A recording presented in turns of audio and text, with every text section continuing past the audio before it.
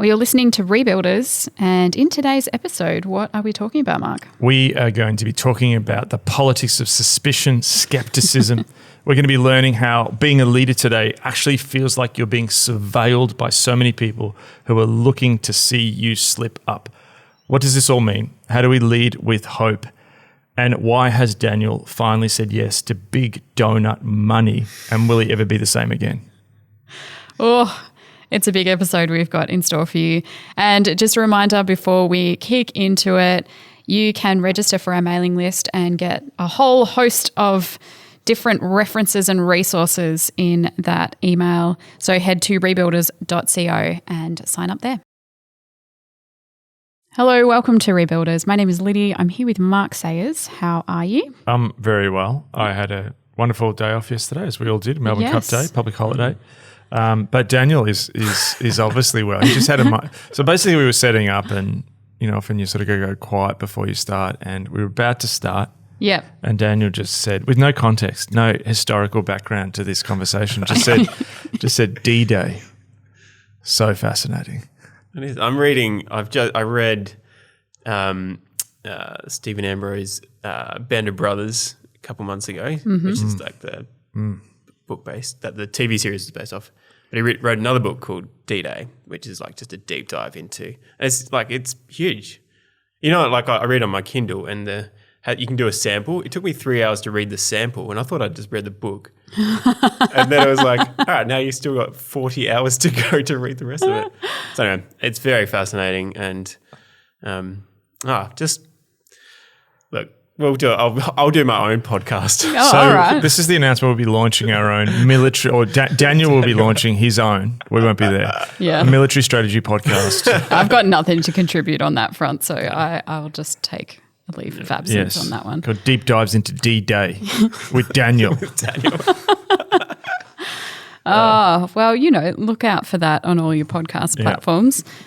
Today, we are going to continue with this kind of theme that we started in, I think it was last week's episode or the episode before, where we started to, map out a bit of a structure for looking at culture, understanding what's happening in culture, and knowing how to respond as leaders to what is happening in culture in a godly, Bible-based way. So we're going to continue with that today. And so a bit of context, if we look around the world, there is a lot of things happening. And, we've touched on it many times, but there is rising distrust happening throughout the world in societies, of their governments, of people in power, suspicion, endless sort of surveillance and policing of one another, people calling each other out. It feels somewhat hopeless. Yes. So that's kind of the context that we are looking at today. And we were talking just before, and you brought up this notion of the politics of hope and the politics of skepticism, which are notions that were created by Michael Oakeshott. Yes, political scientist, British 20th century political scientist. Great. And so we're going to be looking at, what's happening through those lenses today. So how about, Mark, you start off with what is the politics of hope? What does that mean? Yeah, so he wrote, I think it was in a short book, he wrote these two concepts up, and this was a way of marking almost two political moods. Okay. So let's start with the politics of hope. The politics of hope is a kind of politics and almost a kind of life where, approach to life where, you move towards an ideal. There is a sense of gaining a broad-based coalition of people who come together for a great sort of idealistic quest to make the world a better place. And so there's moments in history where you see this happen in politics. I think of pretty much the sort of first the electoral campaign of Barack Obama. Even his poster, that iconic sort of poster, had hope written on it. Even Tony Blair sort of did this when he sort of took power. This sort of new vision of Britain, people coming together. Everyone was behind it. People who hadn't traditionally voted Labor for many years joined in, and this sort of sense where everyone jumps on board. This sort of great vision, which is really based around hope, and also this sort of idea that together we can create a better world. you see this also, I think that, it's very much emblematic of that sort of historical period we've spoken about before. Yeah. Where there was that sense from after 1989 that we could make the world a better place. And so, you saw that. Even Kevin Rudd's campaign in Australia was a little bit like that at the sort of beginning when he became Prime Minister. This sense that, hey, we can make the world a better place. There's a new era in humanity here. Let's move towards a much better future. Is really a very quick shorthand of the politics of hope. Okay, so with that in mind, let's move to what is the politics of skepticism. Yeah, so skepticism is... and I'm going to use it slightly differently to how Michael Oakeshott used it, or use some of his concepts. But also I just want to bring in some other thoughts from a French political scientist called Pierre Rosanvallon. And he talks about this problem of skepticism, of suspicion, of surveillance of each other that begins to arise, particularly in cultures like ours. Mm-hmm. And I think this is really, really relevant for us because we'll start this conversation talking about politics, but people will very quickly see that this is bleeding out into other institutions. Yeah. So if you're a leader and, this podcast is sort of pitched at leaders, you obviously are leading something, a church, an institution, and it's a time when institutions, churches, organizations, leaders are viewed with increasing suspicion and skepticism. Yes. Yeah. So what Rosanvallon talked about was that initially democracy solves this problem, which is that people felt that their interests and their will was not being represented. So say, let's look at the medieval period where people had no representation. You had an aristocracy, kings, you had these elites, and they were just there because it was seen that was the way of things. Yeah. Democracy comes along, and people then all of a sudden have suffrage representation, and different groups are added to that, women and different racial minorities, and it depends what country you're in. And all of a sudden you have this thing where, okay, that solves the problem that people feel that their will is not represented in how a society is governing itself. Mm-hmm. So democracy solves that initial problem of how will I be represented and how will the will of me and my community or those I'm invested in, how will that be represented in where this country or this nation or this city is going? Yeah. But Rosanvallon then talked about a secondary problem that begins to emerge. So I'm going to use a really rubbish analogy here, but just go with me. And, we'll do our best. Yeah. So for example, Daniel over there, just say us here in the studio, we're a constituency, and we feel that we're not included in the political, machinations of our city of Melbourne or state of Victoria. And, we decide that we need representation. So the government recognises this, and we're going to have a seat in Parliament of the Rebuilders Studio. Yeah. Come on. And the big thing that really I think unites us beyond the content of this podcast is our love of pastries. So, true. We then have a little election here, and we want everyone in the state of our state, in our state, to be given a free pastry every week by the government. Every week. That is our will. That is our democratic will we want to see represented in our state. So we have a little election here, and Daniel wins. And Daniel, we send him off to Parliament to represent the constituency of the Rebuilders Studio. And we have one great desire, that you advance the ways, because we know that they're the best ways, the traditional ways of pastries. Thank you. Yeah. That every week, everyone in the state of Victoria should be given a pastry before they go about their work. And this is our platform. We want you to advance. So, you won the election. Well done. We send you off to Parliament. Yeah. Okay. So but then what happens is, Rosanvallon and talked about the problem is a democracy is an open debate. That the reason you go to a parliament is that what parliaments do is they debate each other. And whether that's a congress or whatever it's called in the country that you're listening, there are democratic spaces where people then discuss these issues. So Daniel might go along and he's, going to represent our will as the pastry people, but then he might hear someone who's from a cheese region. Oh, the cheese region. Gippsland? Gippsland, maybe. Yeah. And they're like, no, they've got so much sugar, pastries that, people need dairy to build their bones up. So can't we join them and have cheese pastries? Well, that's politics is about compromise. Yeah. So maybe Daniel comes back and says, look, I've been in this debate, and I'm just wondering about pastries, and maybe Lydia, open to a bit of a political compromise of a cheese-filled pastry. And I'm like, no. And then what happens is we start to feel, or I start to feel. No, it's all right. I'm with you. Yeah, I don't know what Daniel's doing. Yeah, that you are not representing our will. We elected you for a reason. You're not advancing the cause of what we hold dearest and deepest to our identity as Rebuilder Studio is pastries. Another thing that may happen is you may go along, and then there may be someone who's from a donut. The donut lobbying industry, big donut dollars, Huge. Takes you out to dinner. Multi-billion dollar donut industry. Dunkin' Donuts, all these, Krispy Kremes. They've got this lobbyist in Parliament, and, they basically take you out to dinner. They allow you to stay at their resort down at Donut Cove. And they're like, yeah, we love the pastries. We love that you're passionate about pastries, but there is only really one pastry. It's donuts. And you come back to us and say, I've got the deal. It's pastries. Everyone's going to have it. And it's going to be sponsored by the donut industry, but you can only have a donut. And I'm like, man, I love my almond croissants. That's Liddy sneezing, not raging over the lack of representation. You never know.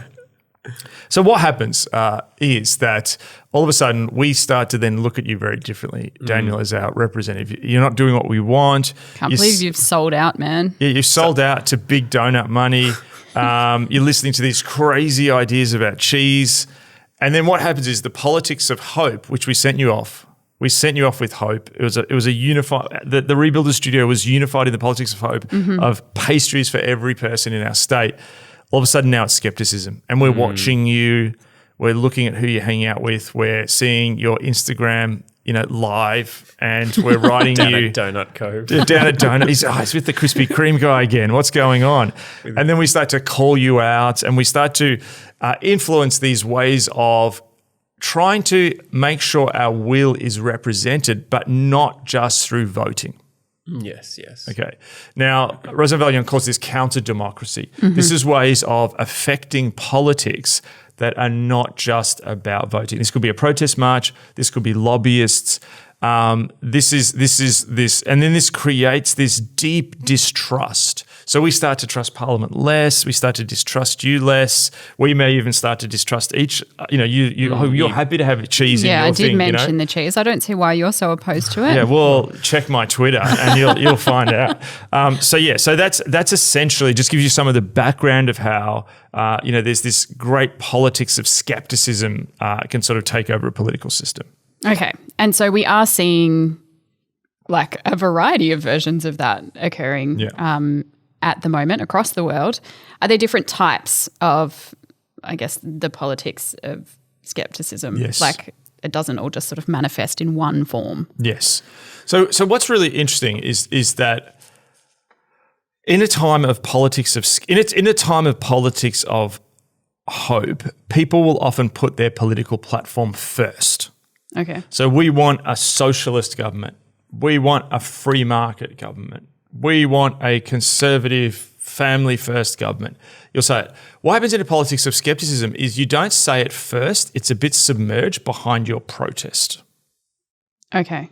So, for example, some of the sort of politics of there's a bunch. So, okay, number one, there's not just one politics of skepticism. There's multiple, as you said. So, just name some of them. So, the first one is there is this sense of, I would say, this fear of government is one. So fear of, Daniel and how he's now part of the machine. He's part of Parliament. He's part of, big government in cities. He's part of, Washington or London or Westminster politics or whatever. You hear this language that actually what it is, it's the federal government. That's the problem. It's the big state government.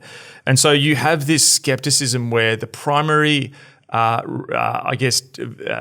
target of the skepticism is the government. So this is very much libertarianism.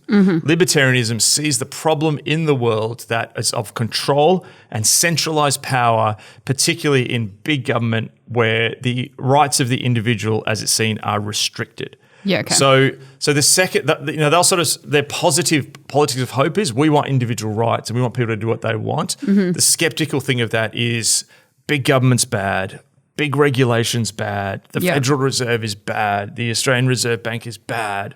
So, that's very much you see. And this goes back to, if you go back to French politics, there was this, at the time of the revolution, there was this fear that the ancient regime would return, that we've had this revolution, the ordinary people have risen up, the citizens have taken control, but what if somewhere there's the emperor, And this happened in Britain. Like you had Oliver Cromwell, and you had Charles I was executed, but there was always Charles II. His son was hanging out in France somewhere, always going to return, and he did return, and the monarchy was reestablished. Very much, again, this is the American story of this fear of power in the crown through King George, and then that sort of gets transposed to, Washington, D.C. and the federal government. This is the drain the swamp language. There's a second, so in a sense, that the goal of that is to protect the individual. Now, again, you're going to hear all of these, in a sense, dribble down a little bit even into contemporary church. Well, that'll become, you see some of this reckoning. So that one's almost like skepticism of the institution. Would that be kind of the broad? The big central institution, yes. Okay, Which again, you see that at government, but it's dribbling down into all forms, I think, of culture. The second one is the first one wants to protect the individual, so it has this skeptical thing to protect the individual. The second one is to protect the civic space. So I talked about France. There was this fear that the ancient regime would return, the king would return. Or the royals would return and the aristocracy. In this one, once the French Revolution kicked off, you had these different waves of revolutionaries. So you had the Girondins and the Jacobins and these people like Robespierre. So the original first waves of the revolution were then killed by even more radical revolutionaries. And there's this point where you've got just the guillotine is just going, and the guillotine is just like killing everyone. So at first it's killing the aristocracy, but then it's killing the next wave of revolutionaries because they're not revolutionary enough. And this is where there's a fear that the mob takes over. Yeah. So there's this skepticism that you see of how do we protect the civic space from the mob? So you see this in culture where you see this sort of fear. There is this fear. So we've had a populist moment. And there is a fear of populism, and it's almost what it's not saying out loud is, if we let all these uneducated people all of a sudden influence and and you see these people even arguing, should people who don't have a university degree be allowed to vote? This is almost this idea that there is always this mob rule, this mob mentality. You see this both on the left, so during some of Donald Trump's presidency, you saw this on the left where people were concerned about, what's happened. The democratic electoral process has been has been not worked in the way that they wanted it to with the election of Donald Trump. Brexit was another one. Hang on, we didn't get the result we wanted. So then there's this skepticism. Hang on, is something deeply wrong here? Yeah. The right have it at times. There's a lot of the right have had it where there's a fear of the mob, and the mob sort of like bringing high art down to low art and, ruining the culture with their lowbrow tastes. So that's another one. Another one is the classic sort of Marxist one. Which is basically a skepticism of democracy, big finance, that actually democracy is just big donut money runs it, man. It's like, you got your elections, but they're all a sham, and really big business runs the whole thing. Yeah. And, we're suspicious of that. There's a subset, which I would say is almost, we talked about critical theory. You've almost got this sort of critical theory intersectional version where it's like, there's elections and so on, but there's these powers hidden behind them, sexism or racism or whatever, these sort of forms behind them. And yes, we've got elections, but the whole system is broken. So all of these different forms of suspicion and skepticism all sort of move around and are competing with each other. There's very few actual hope-filled visions in the world at this time. I think Australia's a little bit different. I think they're there, but there's sort of higher trust in government here, even in the midst of the pandemic. That's another whole sort of story. But we're seeing very much in the world these growing skepticism that is bouncing around the place, competing with each other. And often you'll see skepticism battles. So, for example, the libertarian one versus the liberal one, versus the Marxist one, they're all bashing into each other.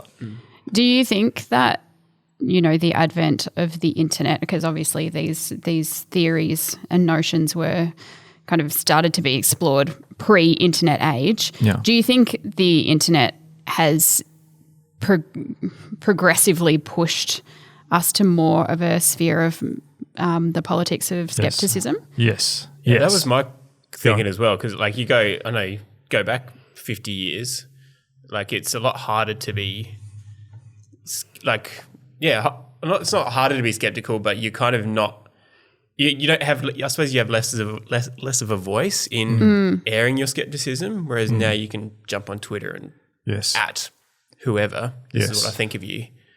And so I think like that's grown significantly. Yeah, there's definitely where regimes or institutions could control the flow of information and to continue to tell their defining story. Yeah, through TV, print media, mass media. Yeah. Like in the past to be able to publish a newspaper, it was very expensive, or a TV station, super expensive, radio. And, you might in a city have a couple of community radio stations that, but it's like really hard unless you're a really rich person who can buy their own newspaper or TV station. The internet has flattened all of that. So the internet by its very nature, and this is similar to what we spoke about in the Network World series that we did, is that it drains power away from the centre. Yeah. And that's what we've seen. So number one, it moves it away from the centre. So that sort of just already starts to create a skepticism naturally because of its structure. The second thing is what the internet does is the internet. So Rosenvalion talked about surveillance. So we start to watch our representatives. Are you doing the right thing? So, and that was there before the internet. Again, too, there was always this sort of natural suspicion of, you wanted to stop corruption. You wanted to make sure that people represented you. That's always been part of politics. But what the internet does, and particularly I think video as well, is that video casts a light on everything. It's a lot harder to hide things on video. And so, like, just was an example. This morning I was, watching the news and, there's the global climate meeting in Glasgow and, there's like people going, oh, but here's the jet that so-and-so flew on. They're telling us, they've got to cut emissions, but here's the private jet that whoever flew in on. Yeah. So it's really hard to hide stuff, and injustice comes to the fore. Again, too, the classic example of the last couple of years was, George Floyd's death captured on cell phone footage. When you see that stuff, there's something that connects you in a very human way with, I think, human images and faces, I think, connect us.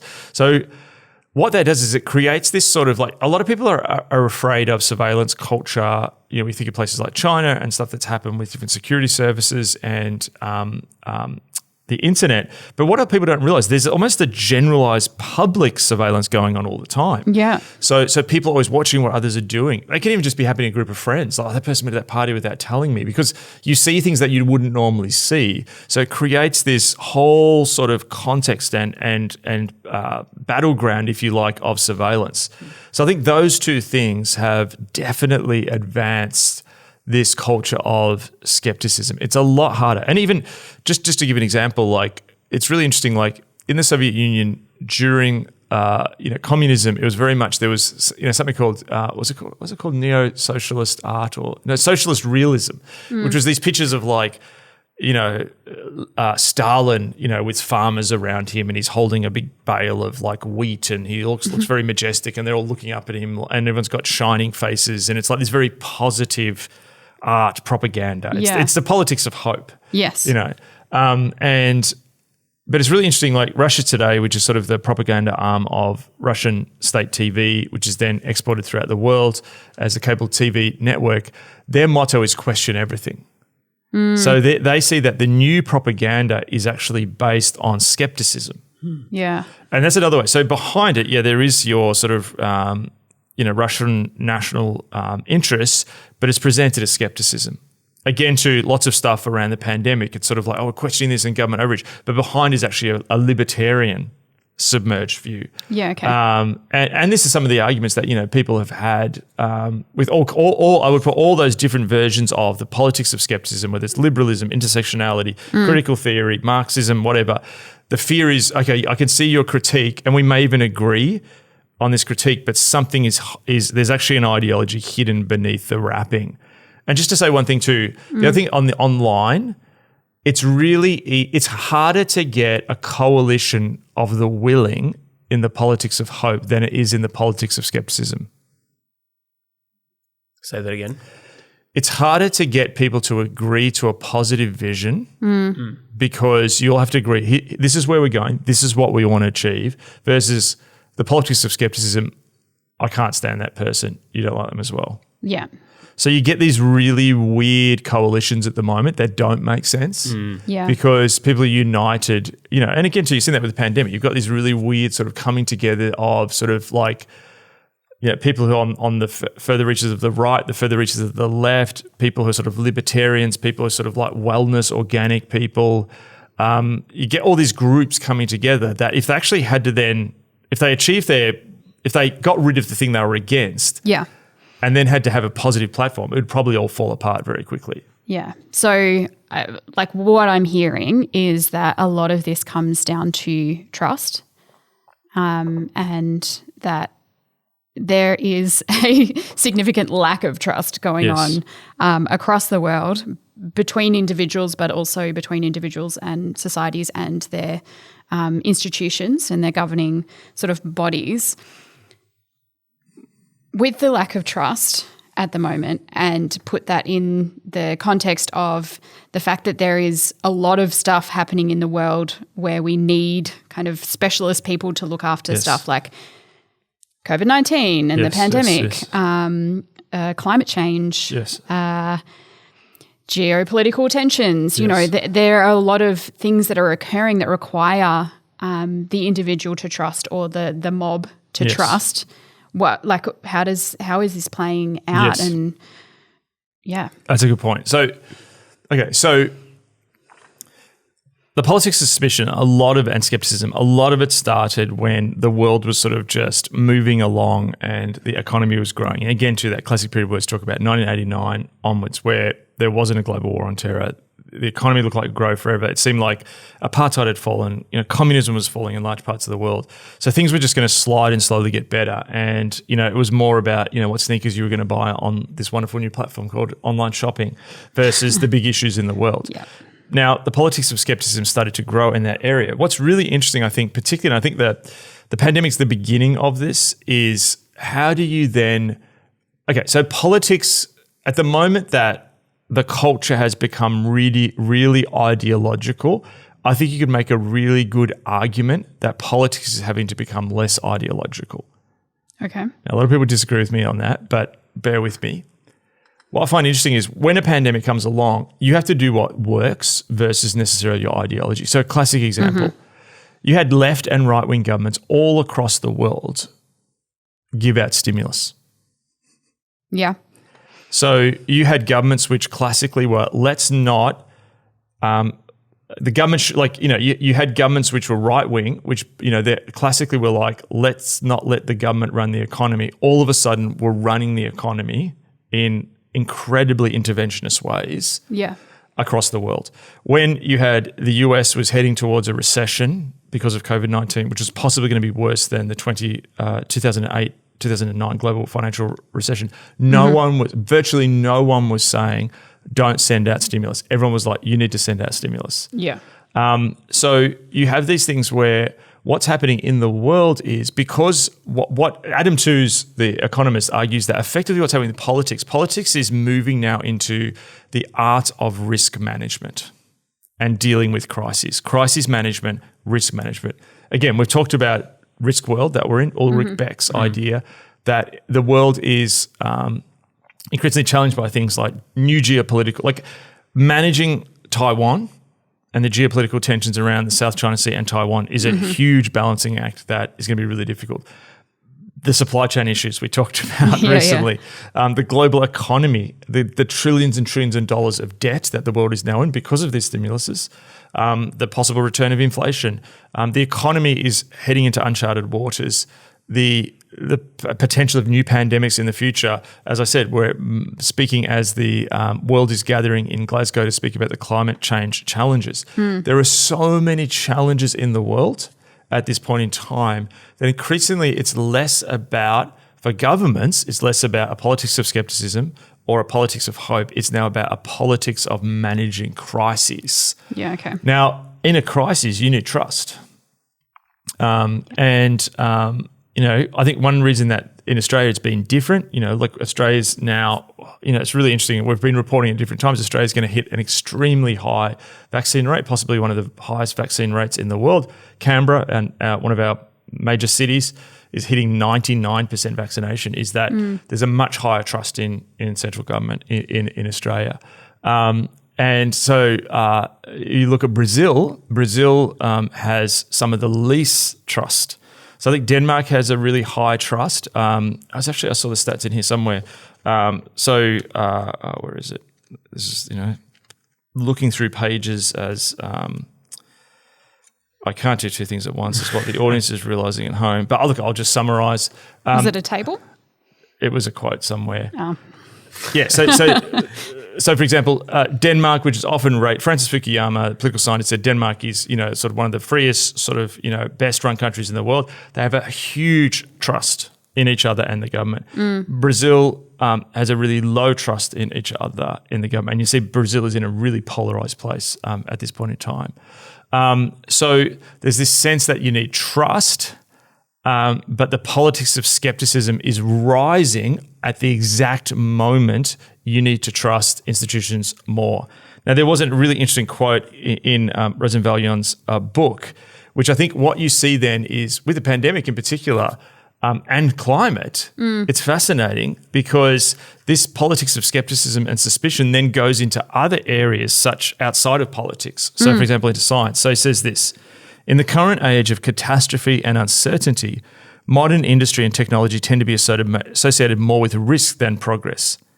The risk society is by its very nature wary of the future, yet its citizens are still obliged to place their trust in scientists because they cannot weigh the relevant issues without the aid of specialists.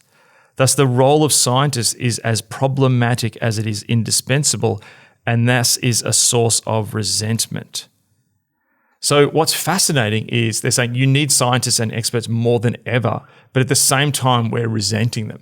It's fascinating, like when you think about the vaccine, we need the scientists to create a vaccine really quickly to get out of lockdowns, but then when they bring the vaccine along, there's this huge culture of skepticism and suspicion around them. Yeah. Same with climate scientists. So all of a sudden these things, it's not just about people reacting against science, because there's all these other areas in life where we use science and don't even think about it.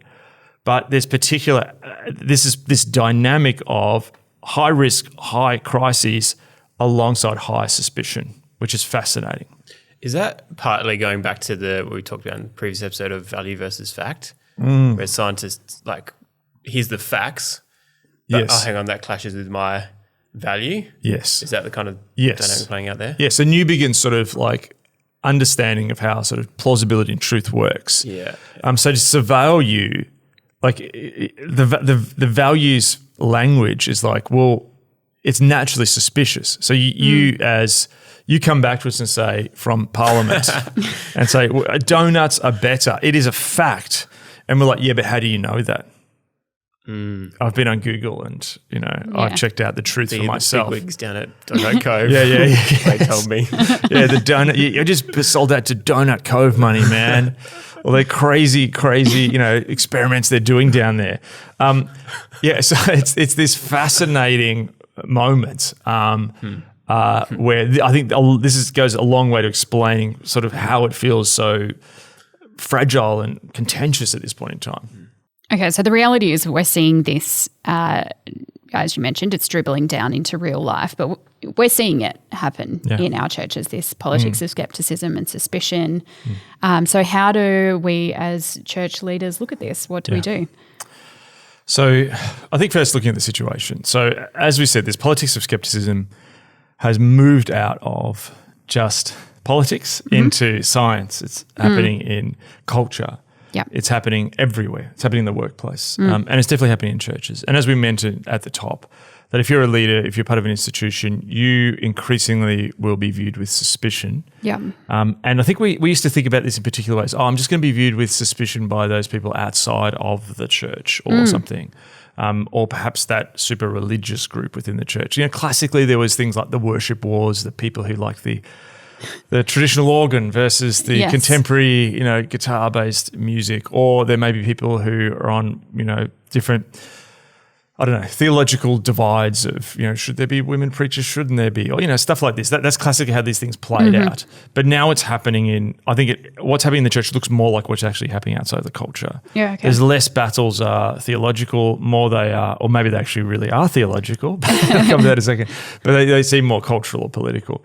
And so people are bringing the framework of suspicion that they're dealing with in the rest of their lives, that they may deal with, that store they just bought something from, or their local member of parliament or whatever. They're bringing that into the church. Now, I mentioned surveillance, and I think it's probably just helpful to name that perhaps some of the stress that leaders have been feeling is that you are surveilled. Yeah. Well, it's the whole council culture thing, right? Exactly. And so that feeling that you may feel like, oh man, whatever I do, I'm going to get someone upset is also because you are being surveilled. Yeah. And the reason you're being surveilled is you're viewed with the politics of skepticism. And I think the other point that's worth noting is I think a lot of people in learning how to be leaders, there's a lot of leadership books on how to do the politics of hope. It was the last era we've just come from. That's maybe what you learned at college or seminary, or from that really helpful business leadership book, or that helpful Christian leadership book. Politics of hope doesn't always work well in politics of skepticism. You get up there and people are like, who is this guy? Now, it does work with some people. Yep. But really a lot of political hay has been made in attacking things, and we're now seeing that in the church. People who are, not for this great vision here, we're these people who are against critical theory or, whatever. Yeah. And so, I think understanding that context has changed. But when the context, the environment changes, that's always an opportunity to go deeper with God. I think it's a big truth of this podcast. So I think that's how we're seeing it dribble down. But I think I mentioned they're theological, and I actually think there is something theologically going on behind this. Okay. Well, with that in mind, how do we look at it biblically then? How do we understand it? We're returning to our book of the months, or is, Michael Kahne's book about Leslie Newbigin and his sort of compilation of Leslie Newbigin's thought, which is a great reconnection for me with Newbigin's thought and an introduction for others. He talks about the fact that Newbigin saw Leslie Newbigin, who was if you're listening for the first time, is a British Christian thinker who went to India for many, many years, encountered Indian culture and how to communicate the gospel in Indian culture, then came back to the UK and then looked at Western culture through a very similar lens. And he argued that every encounter between the gospel and a culture created a kind of tension. And it created this, I put in the simplest forms, a yes and a no to culture. So what that meant was that there is a form where there are things in every culture, eternity is in our hearts, that may reflect the creational order of God's goodness in the world. Okay, yep. It could be that a culture has a respect for elders. Yep. Something that Proverbs tells us to do. But then there might be other things in that culture where there's a widespread acceptance of economic corruption. Okay. So every single culture, no matter what it was there's a no and a yes. Now, what Newbigin did was he said that's also true for Western culture, because how a lot of missionaries approached that question was, there's yeses and nos to this Indian culture that we're going to, but they never realized that it was the same for their British or American or Australian or Canadian or whatever culture. And so I think that's a really helpful way. And in some ways, if you think about it, that affirmation of what is good and reflects God's creational order in a culture, you could almost say that aligns with Oakeshott's Politics of Hope. Yes, yeah. But then there are things we have to be skeptical and suspicious and almost surveil, look at, because that is then a representation of the idolatrous distortion in every culture. So I would actually argue that in some ways what's happening is, in our world, the politics of hope and the politics of suspicion are a secularized version of something that needs to happen as the Christian encounters culture. We need to look at anything and weigh it up biblically before God. We need to look at our own beliefs and weigh them up. And so I think there's this moment where there is so much suspicion, so much mistrust in the world. We need to go, what is the parts of that which are accurate? Because there is a prophetic tradition in the scriptures. There is a calling to account. The Spirit of God goes out in the world and it confronts injustice and sin and unrighteousness. And so there's an element that there is a prophetic element to that viewpoint of skepticism. Yet if it's just pure negation and pure nihilism and pure negativity, it just becomes this thing which rips things down. So that's the problem number one. If we have the prophetic without the biblical yes to culture and yes to the world through grace and through the cross that Jesus brings, we just end up with this incredibly nihilistic position, and that's a lot of what's happening in the world at the moment. The second thing is, if we also do what I call the politics, I was saying before, the politics of suspicion and skepticism, yet submerged behind there is an ideology. Yeah. So if we just go, we don't like this about what the government's doing over here, what they're doing with the pandemic here, and they've got too much government control. But then if behind that is actually a politics of libertarianism, where you actually don't really believe in regulation, there should be a CDC or an FDC, FDA or whatever, because you just think there should be unfettered capitalistic innovation without any government control, that's actually covering an underlying ideology. Or, if there's multiple examples we give of that. I just want to just pick on that one. But you look at a lot of this stuff is actually hiding behind, so for example, another one is a lot of the sort of, some of the stuff that you see around some of the intersectional stuff of, we want this, we want diversity and blah, blah, blah. But then behind it, it's like, that's at a company which then has unfair labor laws and practices and is actually this highly competitive environment, which actually isn't diverse because, yes, everyone who went there went to some high-paid college and, it's only the wealthy. So again, too, these are examples of how in our world, these politics of suspicion often are the front part of the house, but what's in the back of the house? And what are the idols that are actually being hidden at this time? So we need the no, if you like, of the biblical witness and confrontation with culture, but we also need the yes at this time. And I think that one thing that I think people need to realize that people still want a politics of hope. I'm not going to say politics. People still want a message of hope. They want the yes of the gospel. Yeah. It's louder. The politics of skepticism and suspicion are louder. It's emotive. It grabs our attention. I studied advertising, and I remember that that we learned that emotions can arrest people, and the classic old way was of lust or aspiration to sell a product. But I think anger and condemnation and shame are almost more powerful now in the digital space. Yeah. And so that's why it can feel that in your church you're getting the emails and you're getting people online, but still remember that's still often a minority. Those actually engaged in the cultural war of politics of skepticism and suspicion is still a minority, but it's an extremely loud minority. And in a civil war, studies of wars have shown us that only you need to sort of 15% or whatever combatants to keep a society going in a war. And that's very much where we're at the moment. So I think that a leader coming forward needs to hold together the hope and the skepticism, but do that in a way that is biblical and Christ is leading forward, and that represents that no to sin of the gospel, but that yes of grace that we encounter on the cross and in the resurrection. Yeah, that's really helpful. Practically, what does that look like?